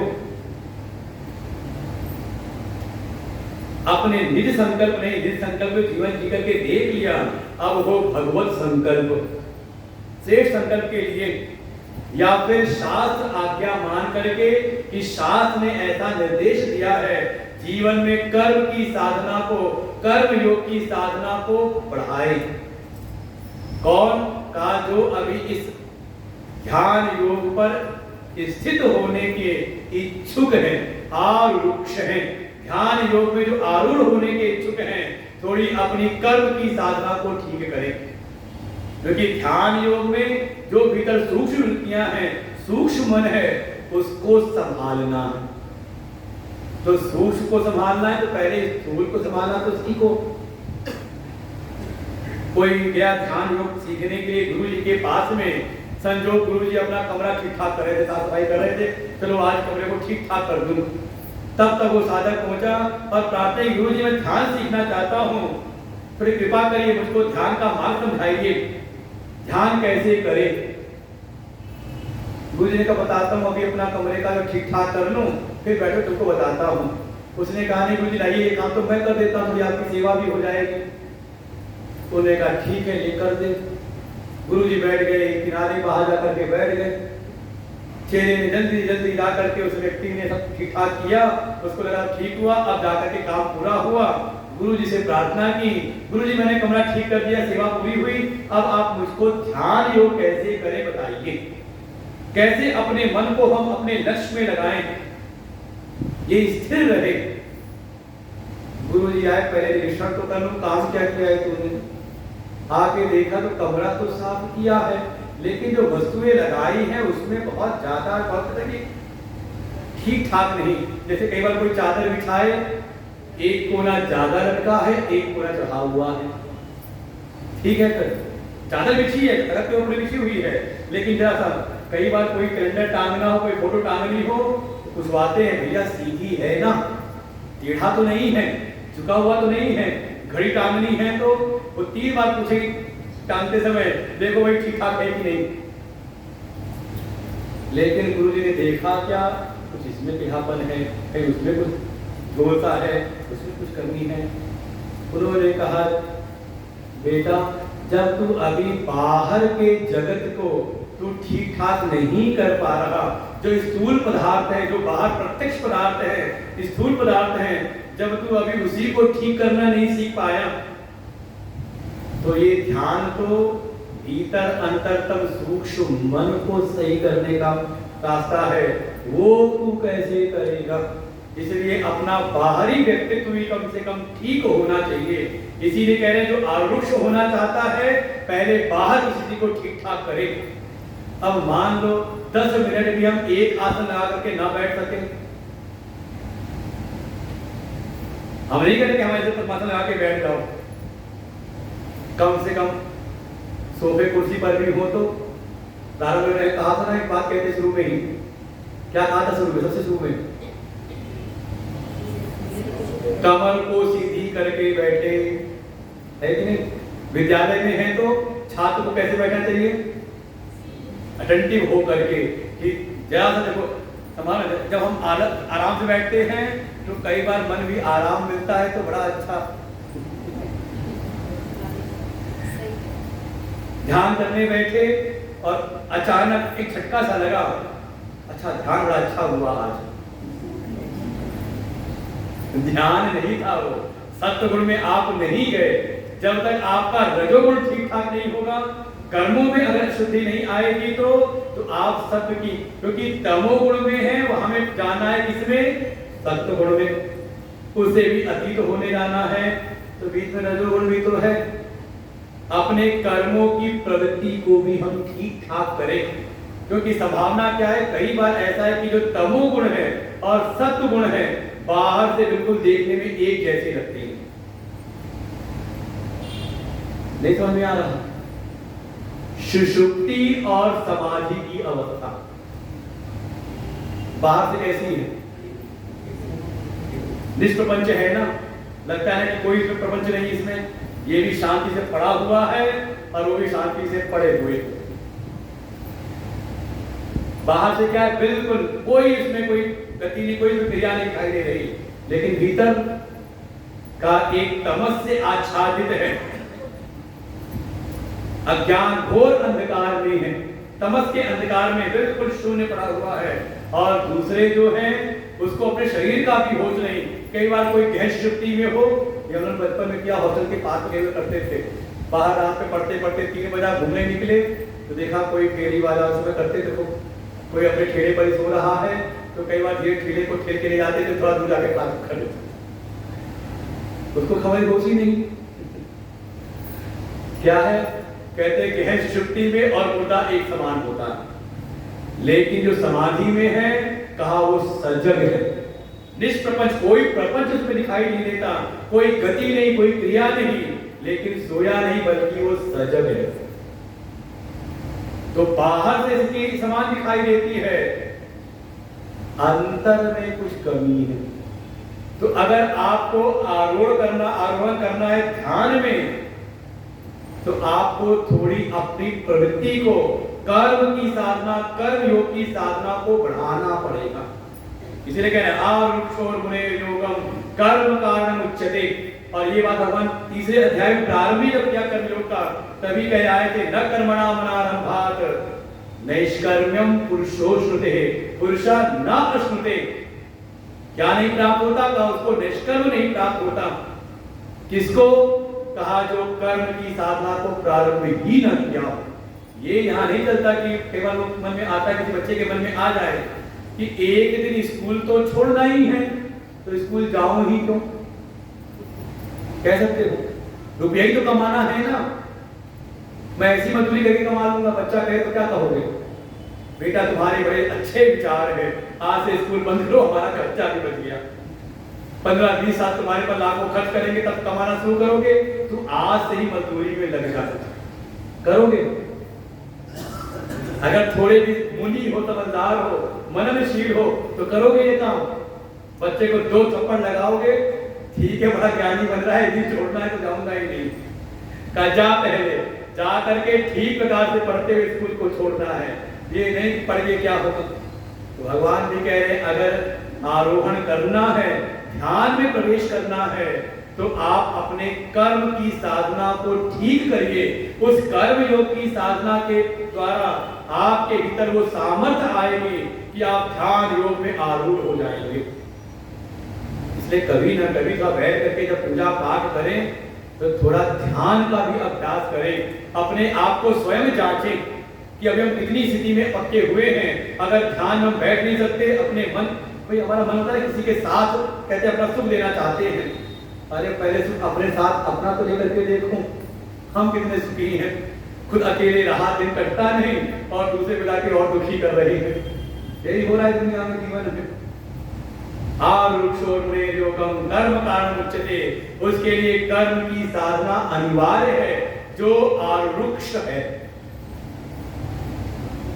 और अगर कर्म योग की साधना के द्वारा अगर वो योगारूढ़ हो गया है तो कहते हैं योगारूढ़स्य, जो योग में आरूढ़ हो गया है, तस्य एव, उसके लिए ही क्षमा कारणम उच्यते, क्षमा कारणम उच्यते, उसके लिए ही शम कहा गया है साधन। अब वो अगर कर्मों का त्याग कर दे तो उसको कोई दोष नहीं। धीरे देख जाए कैसे का कर्म की साधना से, तो समझे कि अगर कोई आरुक्ष है तो उसको कहां पहुंचना है? का योगारूढ़ होना है। और जब तक योगारूढ़ की सामर्थ्य नहीं आई है, अगर हम ध्यान में एकाग्रचित्त नहीं बैठ सकते, और देखिए हमारी उपासना पद्धति में ये सब जोड़ा गया। अगर आप उपासना केवल स्थूल पूजा करते हो तो कहते हैं इसमें अभी अधूरापन है। क्या अधूरापन है? तो हर उपासना के बाद कहा जाता है कि जो भी आपने उपासना की, अपने इष्ट की, थोड़ी देर बैठ करके अब मानसिक पूजा करें। ये विधान है। इसे देखिए देवी मानस पूजा आपको स्तोत्र मिलेगा, शिव मानस पूजा आपको स्तोत्र मिलेगा। और देखिए इसमें तो क्या महिमा है मानस पूजा में। इस स्थूल पूजा में तो कुछ कष्ट है, कुछ खर्चा करना पड़ता है, मानस पूजा में तो कोई खर्चा ही नहीं है। और पूजा कहा बिल्कुल राजोपचार आप कर सकते हो। रत्नैकल्पितमासनम हिमजलै स्नानम च दिव्यांबरम, पास में कौड़ी नहीं। और जब ध्यान में बैठ करके भगवान शिव का आवाहन करते हैं तो प्रार्थना करते हैं, हे प्रभु आइए मैंने आपके लिए रत्नों से जटित बिल्कुल स्वर्ण का सिंहासन रखा है। ये है आप कर सकते हो मानसिक पूजा में। किसी सेठ जी ने सुन लिया ये वाली पूजा तो बड़ी अच्छी है, स्थूल पूजा में तो बड़ा खर्च आता है, रोज 50 ग्राम घी लग जाता है, रोज 100 ग्राम दही दूध लग जाता है, रोज थोड़ा टाइम भी लगता है। ये वाली पूजा तो बड़ी अच्छी है। अब तो मानस पूजा करने लगा और मानसिक पूजा करके भगवान को एक दिन भोग लगा रहा था और भाव इतना तन्मय हुआ कृष्ण में कि भोग में दूध का भोग लगाता था चीनी डाल करके, साथ मीठा दूध होना चाहिए, और इतना तन्मय हुआ कि रोज तो एक चम्मच चीनी डालता था, उस दिन चम्मच चीनी पड़ गई 4 चम्मच। जैसी 5वां डालने को उसको अचानक होश आया, अरे चीनी ज्यादा पड़ गई, ज्यादा नुकसान हो गया। तो स्वभाव था ना कंजूसी वाला, तो मानसिक पूजा में भी आया, तुरंत चीनी बाहर निकाल, ज्यादा गिरी बच जाएगी तो काम आ जाएगा दूसरे काम में, चाय बना दूंगा इससे।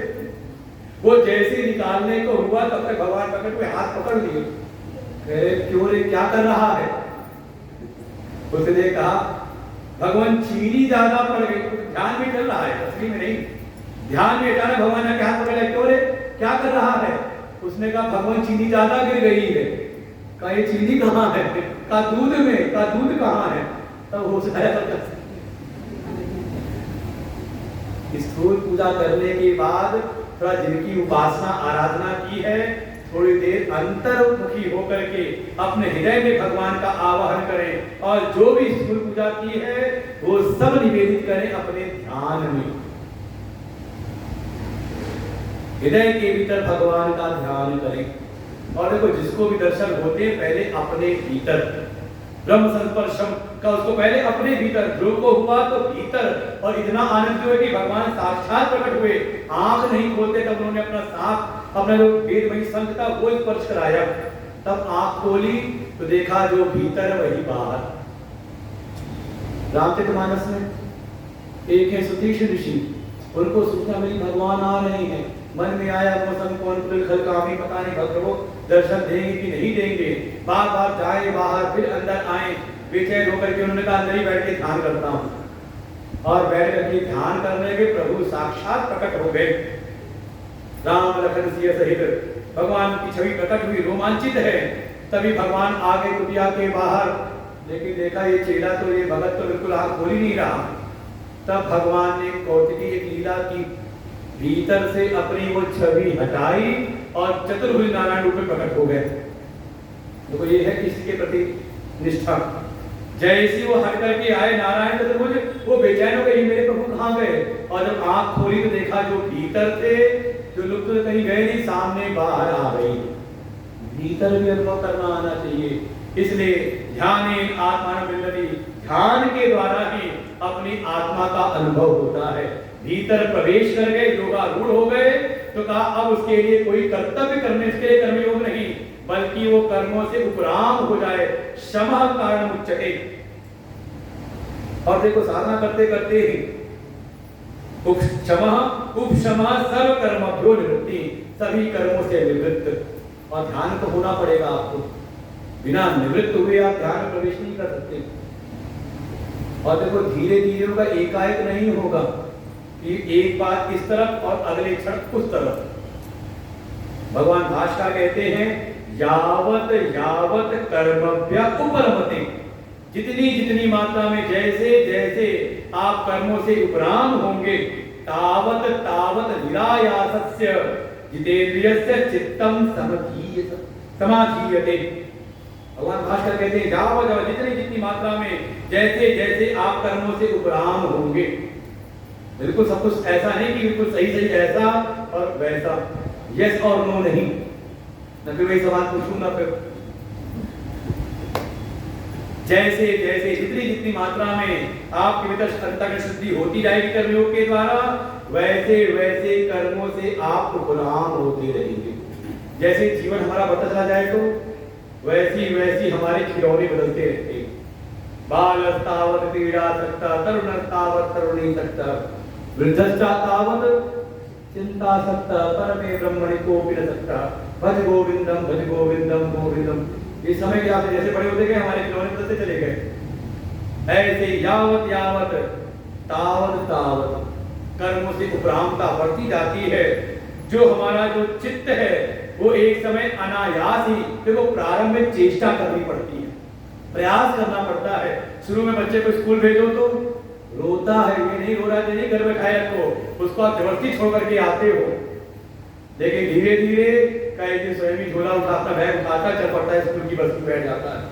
लेकिन शुरू में लेकिन आप देखो ना, ऐसे ही जो आप प्रयास कर रहे थे तो अच्छा भी नहीं लगता था, लेकिन धीरे धीरे फिर संत कहा करते थे, कई बार क्या होता है, कुछ ऐसे होते हैं अनचाहे ही आकर के साधु संगति में आ जाते हैं।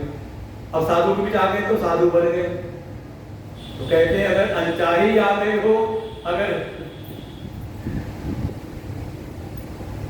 नहीं भी चाहा तो तभी अगर साधु संगति में आ गए हो, साधु बन गए हो, गलती से ही बन गए हो, तो अब ये गलती बरकरार रखे रहो, दोबारा वापस मत जाना।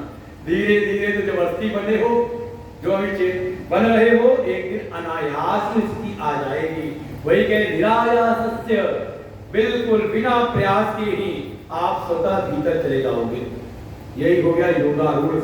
और कहते हैं एक में स्थिति ऐसी आएगी जिस समय आपके अंदर वो सामर्थ आ गई, जो सामर्थ भगवान संकेत कर रहे हैं, वो सामर्थ आ गई तो तथा सती सझटिति, कहते हैं झटपट, संस्कृत से निकला हुआ है।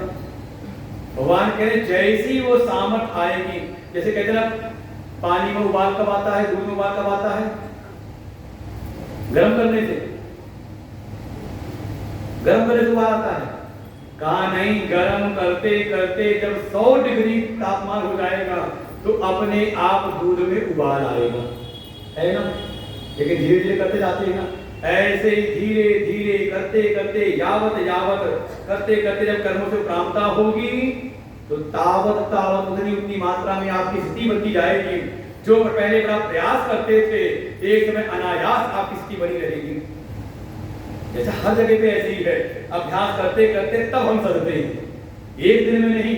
और एक दिन वो स्थिति बन गई, सामर्थ आ गई तो झट एक दिन ऐसा लगता है कि आज ये काम बड़े अच्छे से हो रहा है। हम लोग को लगता है पहले कभी पहली बार सत्संग किया था तो एक भाव दिमाग में प्रेशर रहता था, पर्ची लिख के रखते थे कि हाँ कहीं भूल ना जाए, ये ना गुम हो जाए, ना ये ना छूट जाए, ऐसा ना ये बात ना कह पाए, तो पॉइंट लिख के बैठते थे। लेकिन धीरे धीरे अभ्यास करते करते अब जहाँ बैठा दो, अभी कल ही था वहां पे सुबह सुबह कह दिया 9वें अध्याय को बता दीजिए, गुरु जी का 10वां अध्याय है, तो आप 9वें अध्याय को संक्षेप कर दीजिए।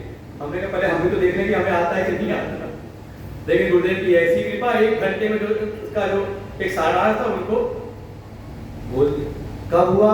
एक दिन में नहीं, करते करते धीरे धीरे जब वो सामर्थ आई तो झट थी, तुरंत ही आप हो सकता है स्थिति जैसे रामकृष्ण परमहंस एक बार जब बैठे तो कहते 3 दिन तक उनकी समाधि नहीं खुलती। संभव है। कभी आप अभ्यास करते रहते हो, करते करते कभी लगता है कि क्या अच्छा झाड़ लगा, आंख खोलने की इच्छा नहीं होती, हो जाएगी घटती। योगारूढ़ भवति, बस समझ लो आप हो गए योगारूढ़। तो कोई लक्षण है योगारूढ़, कैसे पहचाने? एक दिन के ध्यान से पहचान ले तो कहा नहीं, लक्षण बताए भगवान ने। 4था श्लोक, यदा हिनेन्द्रियार्थेषु न कर्मस्वनुसज्जते सर्वसंकल्प सन्न्यासी योगारूढ़स्तदोच्यते। यदा हिनेन्द्रियार्थेषु यदा हिनेन्द्रियार्थेषु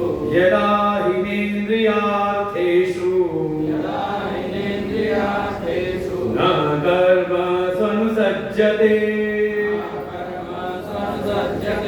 सर्वसंकल्प सन्न्यासी योगारूढ़स्तदोच्यते। अच्छा, अभी गीता जी पढ़ रहे हो तो साथ साथ में आसान लग रहा है, लेकिन अभी घर जाके भी पढ़ोगे तो लगे कि कहाँ रुकना था, क्या किसी को कैसे बोलना था। अभी उतना एक्सपर्ट नहीं हुए, लेकिन ऐसे ही अगर बारंबार अभ्यास करते रहो किसी सीखे हुए के साथ में, तो जैसे हम पाठ कर रहे हैं ऐसे आप भी एक दिन गीता पाठ में आरूढ़ हो जाओगे। लेकिन कब? जब निरंतर इस चीज में लगे रहो। तो लक्षण क्या हुआ? कहा जिस दिन, भाई गीता पाठ में आप कब आरूढ़ हो गए? कहा जिस दिन हम अपने आप, कोई बताए ना, कोई सुनाए ना, और अपने आप हम शुद्ध पाठ करने लग जाए। क्या हुआ उस दिन? लक्षण क्या मिला? अब हम गीता जी का पाठ कर सकते हैं, सीख गए, है ना? ऐसे ही भगवान कहते हैं तदा योगारूढ़ तदा उच्यते, तदा योगारूढ़ उच्यते। तब कहें, तदा माने तब वो योगारूढ़ हो जाता है, उसको योगारूढ़ कहते हैं। कब? तो आया जब, ये भाषा चली है, भगवान मधुर भाषा में कहते हैं सब तरीके से, इसलिए पहले आएगा यदा और आखिरी में आएगा तदा। तदा माने तब वो योगारूढ़ कहा जाएगा, तब आपको हम योगारूढ़ कहेंगे। कब? तो कहा यदा, यदा ही ना इंद्रियार्थेषु अनुसज्जते, तो वो शब्द है ना, अनुसज्जते है ना शब्द है, यदा ही ना इंद्रियार्थेषु न कर्मसु अनुसज्जते। एक तो जवाब संधि आएगी छोड़ेंगे, या दो शब्द है कर्मसु अनुसज्जते। तो अनुसज्जते को ले आए कहां? तो कहा पहले इंद्रियार्थेषु अनुसज्जते, और ऐसे ही न कर्मसु अनुसज्जते। कहा जब आपका ये जो इंद्रियों के अर्थ हैं, अर्थात विषय, जिसमें आपकी आसक्ति, अनुसज्जते अनुसंग, अर्थात उससे जो आपकी आसक्ति है जब न रह जाए। प्रारंभ के याद है ना, प्रवृत्ति के 3 हेतु, कौन कौन से हेतु? पहला का विषयासक्ति, फलासक्ति, दूसरा कर्मासक्ति, तीसरा कर्तृत्वासक्ति, कर्तृत्व, ये कर्तापन की भाव, मैं करूंगा, मैं नहीं करूं कैसे होगा, ये कर्तृत्व आसक्ति, इन तीनों का ही निषेध। भैया प्रवृत्ति क्यों जा रहे हैं ना, प्रवृत्ति से निवृत्ति की ओर जाना है। तो जो प्रवृत्ति के हेतु हैं, जब उनसे किनारा करोगे तभी तो निवृत्त होगे। हम क्या है, कर्म छोड़ना चाहते हैं, लेकिन कर्म के जो हेतु हैं उनको छोड़ नहीं पाते। कर्म का हेतु क्या है? का कर्म हेतु कामस्यात्, कामना है।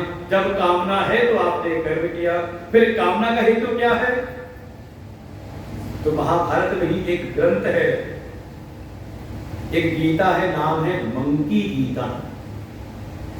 हमारे बुद्धे का प्रवचन है उसके ऊपर। मंकी गीता मतलब अंग्रेजी वाला मंकी नहीं कि बंदर गीता है।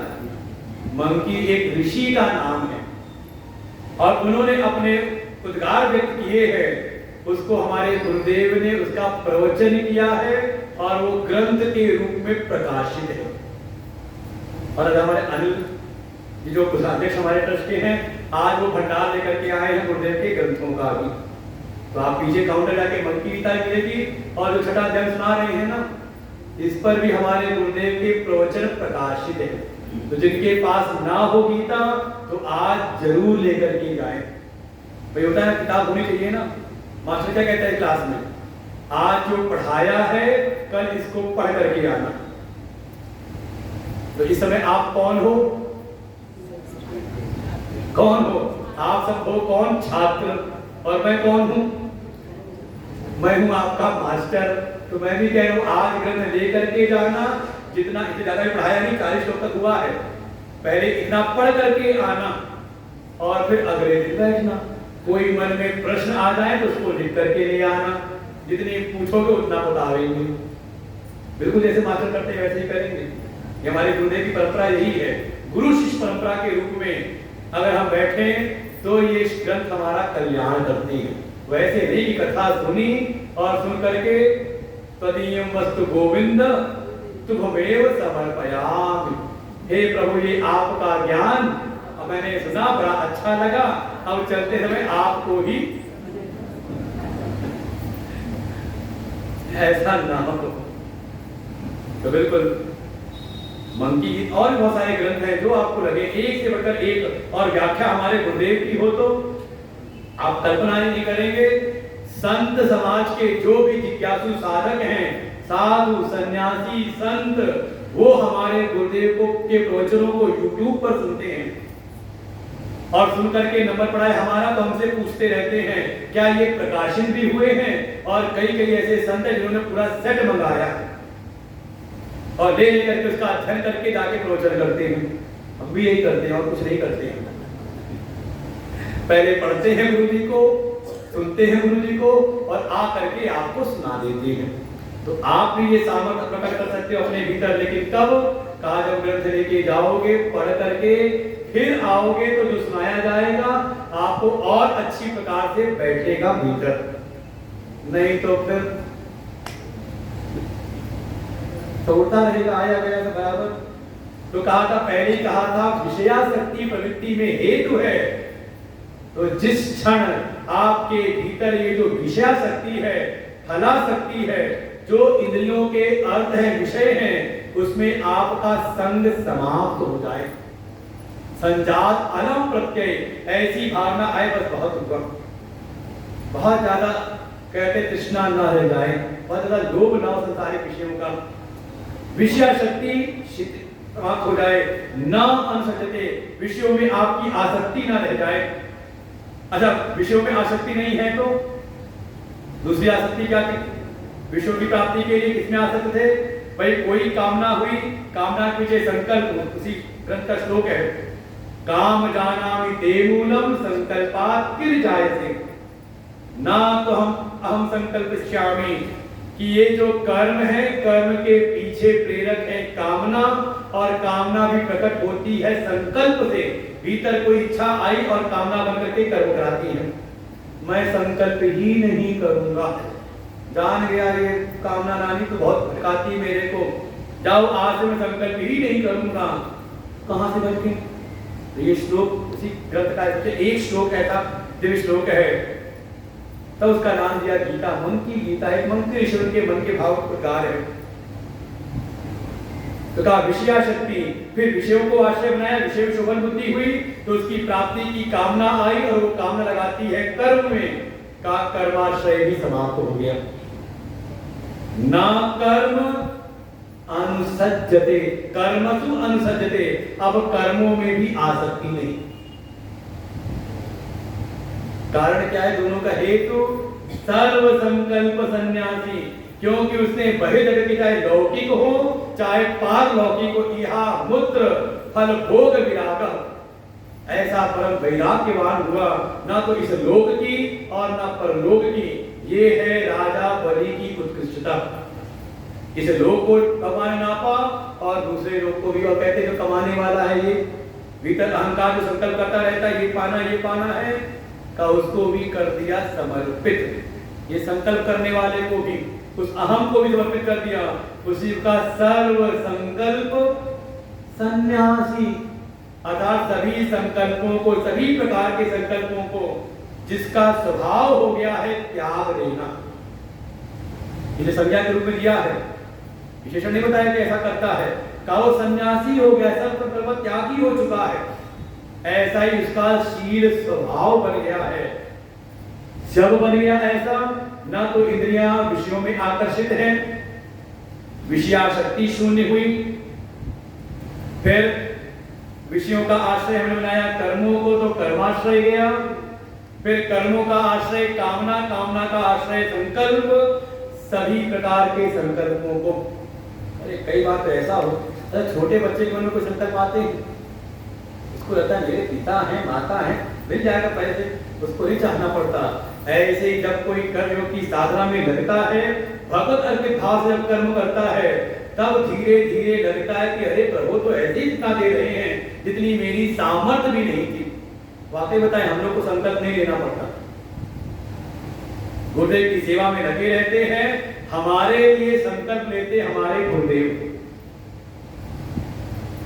अभी आरोप जी बोलेंगे, हमारी प्रशंसा करते बोलते हैं वो पर्व गाड़ी को लेकर के, ऐसा नहीं गाड़ी नहीं थी, गुरु जी ने पहले भी गाड़ी दे रखी थी, उसके बाद दूसरी आई, एक समय गुरु जी ने पूछा खटारा हो गई, दूसरी को नहीं ले लेते। हमने ठीक है गुरु जी आपकी आज्ञा हो तो ले लेते हैं। और पहुंचे मेरठ कोई भगत जी, तो उन्होंने उनको हमने ऐसे बताया, कुछ बात हुई चली, उन्होंने कहा नहीं हम आपको दे देंगे, चिंता ना करिए। कौन कर रहा है संकल्प हमारे लिए? हमने अपने संकल्पों को अर्पित किया गुरु चरणों में, परिणाम स्वरूप हमारे संकल्प हो लेते हैं। योग क्षेमम वहाम्यहम्, भगवान का वचन आप पढ़ोगे 9वां अध्याय, तो भगवान की प्रतिज्ञा है अनन्या चिंतयन्तो माम ये जना परिपाते तेषां नित्याभियुक्तानां योग क्षेमम वहाम्यहम्। भगवान कहते एक बार अनन्य भाव से मेरा भजन तो तू कर, तेरे योग का जो तुझको अप्राप्त है वो भी प्रदान करूंगा, और साथ ही साथ जो प्राप्त है उसका रक्षण भी मैं करूंगा। जब ऐसे भगवत वचन है, उनकी प्रतिज्ञा है, तो फिर मैं क्या संकल्प करूं? फिर अपने संकल्पों को समर्पित कर देते हैं भगवान के चरणों में। जिसका ऐसा शील स्वभाव हो गया है, ऐसा संकल्पों का सत्संकल्पों का त्यागी है, जिस क्षण बना तदा योगारूढ़ उच्यते, उसी दिन आप हो गए योगारूढ़। इसलिए करना क्या है? तो करना केवल ये, और भगवान आगे उपदेश करेंगे क्या करना है। का अगर सामान्य मनुष्य हो अभी तो बन जाओ आरुक्ष, कम से कम साधक बनने की इच्छा करो, साधना के मार्ग में चलने की इच्छा करो, और साधना के मार्ग में चल पड़े हो तो हो जाओ योगारूढ़। तो कहा गुरुजी आप कृपा नहीं करोगे, आप कृपा करो, सिर पे हाथ रख दो। हमारे पश्चिम में बहुत है जो आते हैं गुरुजी सिर पे हाथ रख दो, हम कहते लोगों को दिया क्या हुआ? भगवान कृपा नहीं करेंगे कि जैसे माँ बच्चे को उंगली पकड़ के सिखाती है, भगवान नहीं करेंगे। भगवान कहते गुरु की कृपा, संत कृपा, भगवत कृपा इतनी है कि आपको उपदेश करे, आपको ये मार्ग दिखाने का प्रशस्त कर दे, मार्ग प्रशस्त कर दे, बाकी चलना आपको स्वयं पड़ेगा। अच्छा मान लो कोई बच्चा चलना ही ना चाहे तो सिखा ले कि मां चलना, उसको खड़ा ही ना हो, पैर उठा ले, एकदम समेट ले पैर का, वो भी चलना चाहे। केवल ये है कि अगर सामान्य मनुष्य हैं तो आरुक्ष हो जाए, आरुक्ष हैं तो योगारूढ़ बने, और इसके लिए स्वयं प्रयत्न करना पड़ता है। आगे भगवान उपदेश करते योगारूढ़ हो जाओ। हम लोग बाकी कल सुनते हैं, आज यहीं पर विश्राम लेते हैं।